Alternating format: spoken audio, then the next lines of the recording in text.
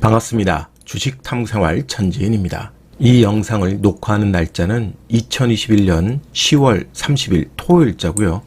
이번 시간에는 SK하이닉스가 사상 최대 실적 발표에도 주가가 부진한 모습을 보이고 있는데 그 배경에 대해서 생각해보는 시간을 갖도록 하겠습니다. 먼저 시황을 좀 살펴보면요. 미국이 3분기 성장률이 2%대에 그쳤습니다. 2분기 대비해서 무려 3분의 1 토막이나 났는데 시장은 어느 정도 예상을 했었습니다. 한 2.8% 정도로 예상을 했었는데 무려 2%대까지 떨어지다 보니까 당혹스러운 느낌을 받을 수밖에 없었죠. 미국의 GDP 추이를 좀 보면 작년도 2분기 때 노딱 사태로 무려 마이너스 30%대 급감을 했습니다. 하지만 3분기 때 다시 플러스 30%대로 또 급증하는 모습을 보였죠. 완전히 낸탕온탕을 왔다 갔다 하는 건데 4분기 때부터는 좀 안정화되는 부분을 보였습니다. 그리고 올해 들어서 1분기, 2분기 모두 긍정적 흐름을 보였는데 3분기에는 2.8% 정도 증가에 그칠 것으로 봤습니다만 예비치가 2%대로 나오니까 시장은 좀 당혹스러움을 보였습니다. 그 원인으로는 델타 변이라든지 공급 쇼크 이런 얘기들이 나오는데 실질적으로 시장에서 받아들이는 것은 아무래도 공급단에 대한 쇼크 이것이 좀 컸다라고 받아들이고 있고요. 우리 시간으로 이제 금요일 새벽에 발표된 애플과 아마존의 실적도 이런 공급 쇼크로 인해서 어닝 쇼크가 나왔습니다. 그래서 금요일장 시간의 거래에서 아주 급락이 나왔었는데 실적 발표 이후 4분기 전망도 좀 부정적으로 시사를 했어요. 공급 쇼크가 4분기에도 개선되기가 쉽지 않을 거다. 이렇게 전망을 하다 보니까 애플과 아마존의 주가는 좀 부진한 흐름을 보였습니다.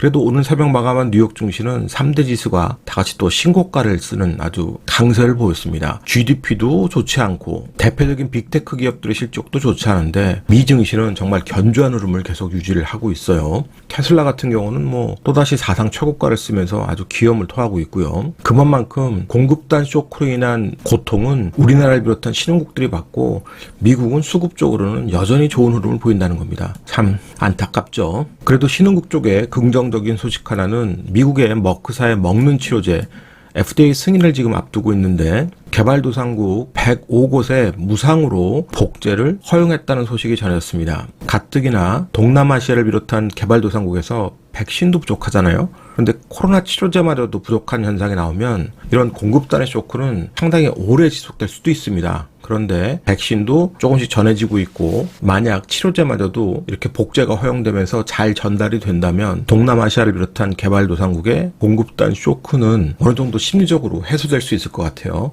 하지만 이것이 진행되는 과정은 지속적으로 뉴스의 추적이 필요합니다. 그러면 오늘 주제인 하이닉스를 좀 살펴보죠. 하이닉스가 파운드리 캐파 확대를 위해서 키 파운드리를 재인수했습니다. 5,758억에 인수했는데 8인치 파운드리 역량 보강을 위해서 한 거예요. 그러니까 지금 공급단에서 쇼크가 나오고 있는 자동차 반도체 같은 이쪽을 담당하는 분야로 보시면 됩니다. 그리고 3분기 실적 발표를 했는데 매출이 11조 8천억으로 사상 최대치를 찍었습니다. 그 중에서도 낸드 분야의 지속적 성장을 눈여겨볼 필요가 있는데요. 사측에서는 3분기에 드디어 영업 흑자를 만들었다. 그리고 4분기에도 이 흑자는 유지되거나 좀 더 확대될 수 있다라고 밝히고 있기 때문에 상당히 긍정적입니다. 그리고 영업이익도 4조 1천억대를 찍으면서 사상 두 번째 큰 수익을 냈는데 수익성 지표를 보시면 매출 총이익률이라든지 영업이익률, 에비타 마진, 순이익률 모두 다 우상향을 하고 있어요. 그런데도 불구하고 주가는 신고가를 가지 못하고 오히려 주가는 약세를 지금 보이고 있죠. 그러면 무슨 현금 흐름에 문제가 있는가? 현금 흐름표를 우리가 안 찾아볼 수가 없겠죠. 그런데 현금 흐름도 문제가 없습니다. 작년도 3Q에 보면 3조 3천억이었던 현금 흐름이 지금은 6조 1천억까지 증가가 되어 있고 기말 현금으로 보면 작년 3분기가 4조 7천억, 올해 3분기는 무려 10조입니다. 현금 흐름표상으로도 전혀 문제가 없는 기업, 재무제표가 상당히 좋은 기업인데 주가는 급락을 하고 있다. 재무제표를 믿고 투자하는 투자자들에게는 정말 낭패일 수밖에 없고 이것만 너무 맹신한 투자자들에게는 고통과 두려움만 자꾸 양산을 하게 되죠. 그러다 보면 재무제표에 대한 신뢰를 못하게 됩니다. 그래서 너무 재무제표에 몰입해서 그것만 가지고 뭔가를 하려고 하면 안 되고요. 시장 상황을 전반적으로 아우르면서 판단할 수 있는 능력을 키우셔야 돼요. 아니면 아예 그냥 기술적 대응만 내가 하겠다 그러면 기술적 대응에 포커스를 맞춰놓고 하는 게 훨씬 더 유리할 수 있습니다. 그러면 이렇게 재무제표상으로 더할 나위 없이 좋은 그런 흐름을 보이는데도 주가는 왜 이렇게 약세를 보이느냐. 지금 반도체 주문에서 납품까지 걸리는 시간이 작년도 10월 달에 12.8주였습니다. 그런데 올 10월 달은 무려 21.9주. 작년 대비해서 70%나 지금 증가했어요. 그러니까 그만큼 회전력이 떨어지는 거니까 앞으로 전망이 좋아질 수가 없겠죠. 그리고 작년 10월 달에 디램 가격이 8.95% 급락하면서 시장에 충격을 줬는데 그 이후로는 상승 반전을 했습니다. 그리고 올 9월 달까지는 그것이 계속 유지가 됐어요. 그러니까 작년 에버러지를 보면 10월 달에 2.85에서 지금은 4.1입니다. 그런데 10월 달을 보시면 에버러지가 3.71로 마이너스 9.51% 감소했어요. 그러니까 상승 기조가 꺾이게 된 거죠. 그러니까 이런 것에 대한 두려움이 주가에 미리 선반영이 되고 있는 과정이었던 겁니다. 낸드 같은 경우는 아직까지도 유지를 하고 있는데 낸드 시장도 지속적으로 좀 점검을 해야 되겠죠. 그런데 오히려 이것이 좋은 기회가 될 수 있는 겁니다. 왜냐하면 이것이 반영이 안 되고 지금 주가가 재무제표상의 그런 흐름만 시장에서 반영하면서 신고가 치고 계속 가고 있는 과정에서 이런 수치가 나오면 반영이 안 되고 후반영되면서 주가는 크게 오히려 반락을 보일 텐데 미리 이런 것들이 선반영되고 꺾여 있던 거기 때문에 디램 가격이 추가적으로 계속해서 급락이 나오지 않는 이상은 충분히 기술적 대응이 가능한 구간으로 진입을 한다는 거죠. 하이닉스의 PBR 밴드를 보시면 1.1배에서 0.9배 수준이 2017년부터 저점을 계속 형성했었습니다. 이 구간에 들어오면 반등하고 구간 들어오면 반등하고 구간 들어오면 반등하고 작년도 노딱 사태 때도 이 구간 들어오니까 결국 찌글찌글 거리다가 하반기에 반등하면서 큰 수익이 나더라. 그러면 상단은 어디냐? 1.5배 이 상단에 가면 막히더라. 이 상단을 뚫어도 결국은 다시 회귀하더라. 이겁니다. 그럼 지금은 주가의 위치가 어디냐? 바로 1.2배 수준까지 다시 올라왔는데 이 9만 원이 1.1배 수준의 자리였다는 소리죠. 그러니까 이 자리를 깨고 내려오면 1.1배 수준까지 되는 겁니다. 그리고 약 8만 원 정도 자리가 0.9배 수준이 되겠죠. 그러니까 9만 원에서 8만 원대 밑으로만 내려와 줄 수 있다면 앞으로 실적이 나빠질 수도 있다는 것들이 선반영되면서 조정받은 거기 때문에 두려워해야 될 자리가 아니라 오히려 사서 모아가야 될 자리가 되는 거예요. 그래서 지금의 그런 현상을 잘 이해를 하실 필요가 있는 겁니다. 막연한 기대감을 갖거나 막연한 두려움을 갖는 게 아니라 지금의 현상을 이해를 하는 게 중요하다. 이 현상을 이해하면 대응하기가 훨씬 더 수월해지겠죠. 그러면 차트를 통해서 주가의 위치와 대응 전략을 우리가 생각해 보죠. 하이닉스의 최근 주가의 흐름인데요. 주가가 9만 원 초반대까지 떨어졌습니다. 9만 500원 저가를 찍고 급반등이 나왔는데 작년에 그런 흐름을 보면 자 노딱 사태 때 6만 5천 원까지 떨어졌습니다. 아주 급락이 나는데 작년에 PBR 밴드 자리는 이 자리가 0.9배에 들어가는 자리가 됐던 소리죠.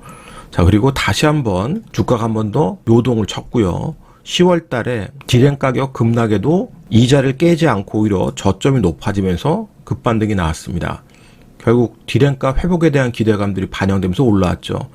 그런데 투자자들의 심리는요. 이렇게 급반등이 나서 막 가면 처음에는 긴가민가 하고 쫓아가기 어렵습니다. 그러다가 자 이런 눌림목 자리에서 강하게 다 튀어 올랐다. 그럼 확인이 됐기 때문에 재무제표도 좋고 추세도 만들었고 그러면 자신감 있게 대응하는 자리가 된다는 소리입니다. 이렇게 지지할 것으로 믿었던 자리가 깨고 급락이 나오게 되면 1차적으로 멘붕이 오기 시작하죠. 자 그런데도 이 자리가 지지가 되고 다시 급등이 한번 나왔습니다. 급반등 나온 거죠. 그런데 여기서 찌글거리다가 추가적으로 급락이 나오게 되면 이 자리에서는 투매가 나오게 되어 있습니다. 앞에 강하게 반등 나왔던 자리가 지지되지 못하고 급락이 나왔기 때문에 멘붕 오는 거예요. 이게 투매 자리가 됩니다. 이 고점에서 물렸던 사람들의 1차 투매 자리는 이 자리가 되는 거고 그리고 이 박스권에서 물렸던 사람들의 투매 자리 이 자리에서 투매를 못했던 사람들이 투매에 동참하고 이 박스권에서 물렸던 사람들이 투매에 동참하는 게 바로 이 자리입니다. 그리고 나서 옆으로 횡보하다가 이 3차 투매 자리 이 자리는 자포자기의 자리예요. 대부분 자포자기의 자리가 뭐냐 이런 3단 투매를 거치면서 완전히 포기한 사람들이 던지거나 또는 아예 그냥 존버 아예 나 모르겠다 그냥 그런 자리가 된다는 소리입니다. 그래서 이런 자리들은 기술적으로 상당히 의미 있는 자리가 될 수 있고요. 그 자리가 PBR 1배에서 0.9배 사이의 존이라면 더더욱 기술적 반등이 의미가 있는 자리가 되기 때문에 두려워하는 자리가 아니라 오히려 모아가야 될 자리다.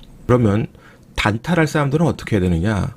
갭으로 떠서 이 갭이 깨지지 않고 급반등을 만들었던 자리가 있습니다. 그 95,000원 자리가 되겠죠. 이 95,500원 자리, 이 자리를 종가상으로 깨지 않고 유지가 되면 이 박스 상단에서 계속 놀 가능성이 충분히 있습니다. 그런데 이 자리가 깨지면 결국 95,000원 자리를 다시 한번 확인을 해야 될 거예요. 그런데 단타할 사람들은 95,500원에서 95,500원 요 자리 박스권에 들어왔을 때는 대응하면서 매매하는 전략이 좋습니다. 이 박스권 회귀, 상단 박스권 회귀를 노리고요. 단타락에서 들어왔는데 종가상으로 95,000원이 깨졌다 그러면 일단은 비중을 확 줄여서 다시 또 대응을 해야 될 자리를 찾아야 되는 겁니다. 손절해야 된다는 소리예요.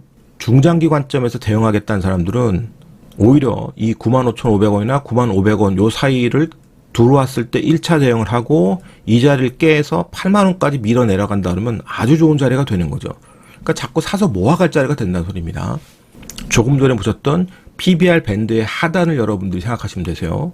하이닉스가 갑자기 적자 전환할 기업도 아니고 이익의 폭이 줄을 수는 있지만 그것이 지속적으로 계속해서 줄기보다는 공급망 해소 쪽 그 타이밍이 되면 해소가 될 겁니다. 그런데 언제 해소될지는 아무도 알 수 없고 그것이 내년 하반기가 될지 아니면 내년 상반기에 해소가 될지는 아무도 알 수 없잖아요, 지금.